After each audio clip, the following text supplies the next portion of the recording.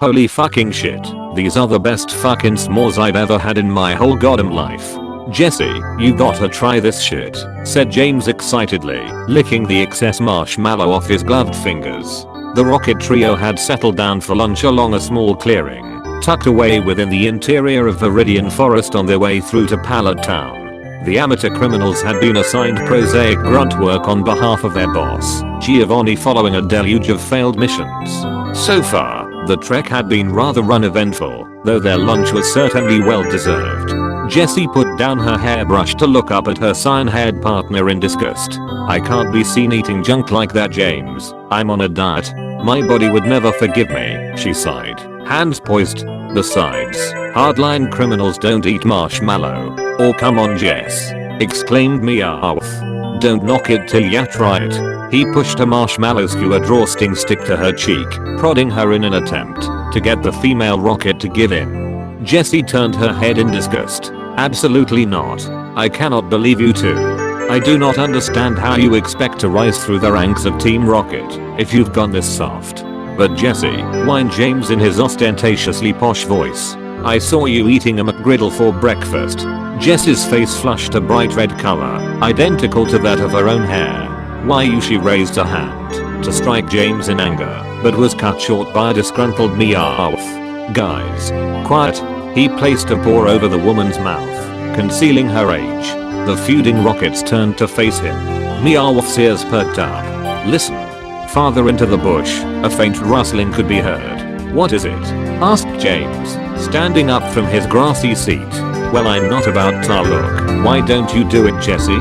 Pushed Meowth. No way. I had nothing to eat. James, investigate. The male rocket looked at her with hesitation. But why don't make me angry, she barked. James shrunk back at Jess's words, unsurprised but nonetheless taken aback. Well, alright, he murmured to himself. The flamboyant man began plodding toward the sound with a superfluous, wavering self-doubt. James paused to peer behind the bushes at the edge of the clearing, teetering on his feet as to appear inconspicuous. Meowth paced impatiently. Well, speak up already. What see? Ya big queer. Snapped the normal type in its natural grating lisp. Something's moving just under the leaves here. I can't quite tell what it. Oh wait, it's coming out. He gasped, a silence immediately washing over him. Without taking his eyes away from the creature that had just emerged from the bush, he raised his hand behind him and beckoned for Jesse and Meowth to join him. James, what are you? Began the hot-headed rocket. Shh, interrupted her partner. Come look.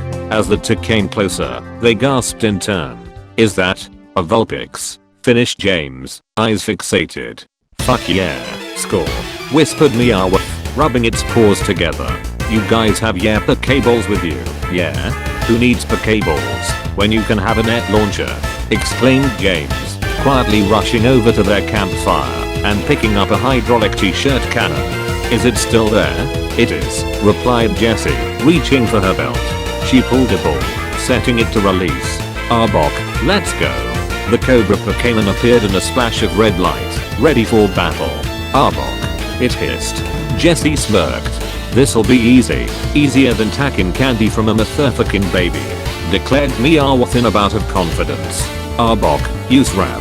And don't let it go until it stops moving. The snake lunged at the wild Vulpix, flashing its fangs in the process. Arbok, Arbok. The Vulpix jumped aside in surprise, narrowly evading the Pokemon's attack. It fled from the campsite, kicking up dirt in its wake. Don't let it get away, screeched Meowth, now on all fours and in hot pursuit. Jesse and James tailed their Pokemon friend closely, trying to make sure their effort wasn't in vain. Unfortunately, the fire type was agile, darting through both trees and shrubs with ease. And while Meowth could decently match its pace, the human rockets were not having such an easy time.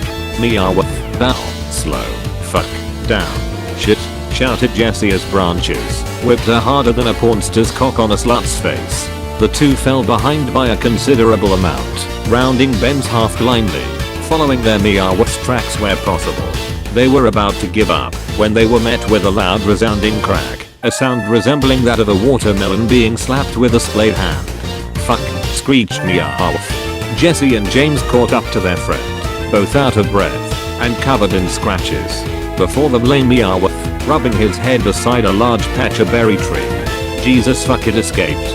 Are you okay, Meowth? Worried James, walking up to his friend. Did you hit your head on that tree? Asked Jessie, rolling her eyes. Meowth looked up at them, one eye closed. Yeah, and then one of them patch of berries fell out and hit me square on the noggin. Talk about bad luck. Jessie stepped to the side, surveying the ground. Meowth. That's not a patch of berry, corrected Jessie. Meowth and James turned to the female rocket. Huh, it's a Metapod. In what felt like an eternity later, the trio arrived in Saladin City, barely containing their excitement. They had done it. Finally, they had fucking done it.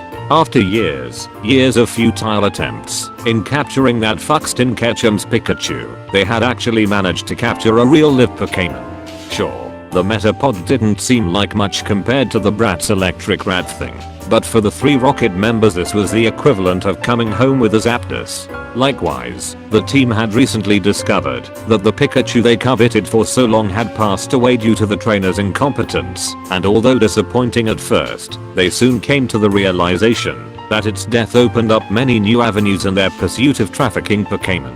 And here they were with a Metapod, something they could finally show their boss and be proud of. So, what's the first thing you guys are gonna buy with the reward money? Asked James happily. For me, I think it will have to be a massive box of traditional Japanese jelly donuts. I can never get enough of those things. Is food seriously all you ever think about? Responded Jessie, shaking her head as her partner drooled. Fantasies of the fruit-filled delicacies filling his head. Sounds good, Tommy, rattled Meowth. But to be honest, I'm just looking forward to actually making their boss proud for once. Do ya think we could get promoted with all this? Well, let's not get ahead of ourselves, said Jessie, but she was smiling. We have to actually present our new acquisition to him. Let's just make the final stretch to HQ before either of you have another chance to fuck this up for us. The Team Rocket headquarters was a 4-story complex located under Saladin City's infamous Game Center. The organization also ran the center itself, which not only acted as a front to their criminal operations, but brought in a little side cash to compensate for fuck-ups like Jessie, James, and Meowth. The center's slogan was the playground for grown-ups, and while it was a popular destination for tourists, the establishment was loathed by locals. You see, casino gambling was once a largely upper-class activity. Today, low-income workers, retirees, minorities, and the disabled include disproportionately large shares of regional casino patrons. According to a study from the University at Buffalo Research Institute on Addictions, the poorer the neighborhood, the higher the risk for problem gambling. In areas with the highest neighborhood disadvantage, determined by census factors such as the percentage of people who were unemployed, received public assistance, and or live in poverty, more than 11% were problem gamblers, compared to just 5% in neighborhoods ranking in the top 5th of economic advantage. And boy, was Saladin a shithole. Casinos are also targeting older Cantonites. 1/3 of the region's population visited a casino in 2012 and more than half were 50 years or older. Casinos often prey on older customers by catering to their special needs, providing wheelchairs, scooters, adult diapers, and other amenities for customers with mobility and health problems.